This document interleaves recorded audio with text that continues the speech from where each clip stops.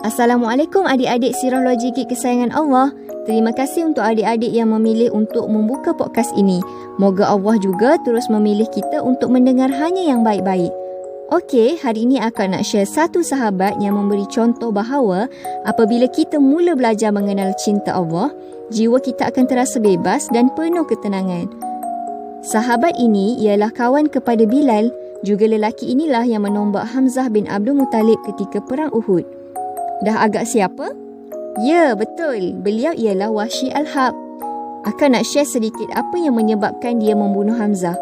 Waktu perang Badar, Hamzah telah membunuh bapa saudara kepada tuannya. Sebelum perang Uhud, tuannya janjikan kemerdekaan kepada Wahsy jika dia dapat membunuh Hamzah bagi pihaknya. Selepas peristiwa Uhud, kematian Hamzah sangat memberi kesan kepada Rasulullah SAW.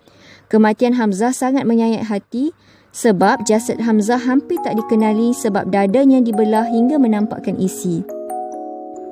Wahsy pula, dia dimerdekakan daripada menjadi hamba. Tapi Wahsy mula rasa hidupnya tak bererti apa-apa. Terasa yang hidupnya seperti sama je seperti hari-hari sewaktu dia menjadi hamba. Jadi, Wahsy ni mengadulah pada Bilal. Akak rasa persahabatan Bilal dengan Wahsy ni comel sangat. Waktu mereka sama-sama hamba dulu, Bilal selalu curi-curi keluar waktu malam sebab nak pergi belajar tentang Islam pada Rasulullah. Wahsy tanyalah, kau tak penatkah Bilal? Seawal pagi kita sudah pergi uruskan hal tuan kita. Kita perlu menjadi tempat duduknya dari pagi sampai hampir waktu malam. Duhai Bilal, takkah kau penat? Dahsyatnya Bilal ni, dia sentiasa menerangkan dengan sabar dekat Wahsy tentang bestnya mengenal Allah tu. Jadi, Wahsy mengadulah pada Bilal tentang perasaannya tu. Bilal kata, sudah ku kata, makna bebas ialah daripada perhambaan sesama manusia, menuju kepada perhambaan hanya kepada Allah. Kau hanya akan bebas apabila kau menjadi hamba Allah yang taat. Sejak hari itu, Wahsy ceria sangat tentang Islam. Sebab apa? Sebab nampak Bilal ni tenang sangat menjadi seorang Islam tu. Tapi, ingatkan kisah tentang Wahsy membunuh Hamzah, bapa saudara Rasulullah tu kan? Jadi diringkaskan cerita, Wahsy bertemu Rasulullah SAW untuk meminta maaf. Rasulullah mengampunkannya dan memohon Allah juga untuk mengampunkan Wahsy. Tapi Rasulullah kata, ku maafkan kesalahanmu, namun satu hal, jangan perlihatkan wajahmu lagi di hadapanku setelah ini.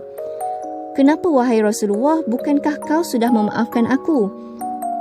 Aku sudah memaafkanmu, tapi kalau aku lihat wajahmu, aku terbayang wajah Hamzah bin Abdul Muttalib yang rosak dihancurkan olehmu saat itu.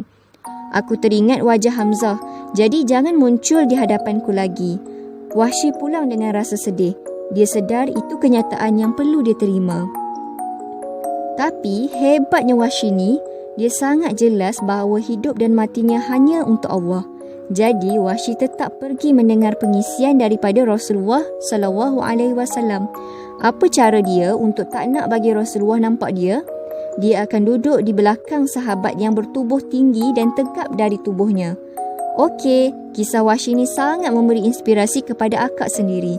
Peluang kedua untuk menjadi hamba Allah itu sentiasa ada. Selagi ada yang namanya masa, selagi itu kita tak boleh berputus asa. Selagi matahari tak terbit dari barat, selagi itu terbukanya pintu taubat.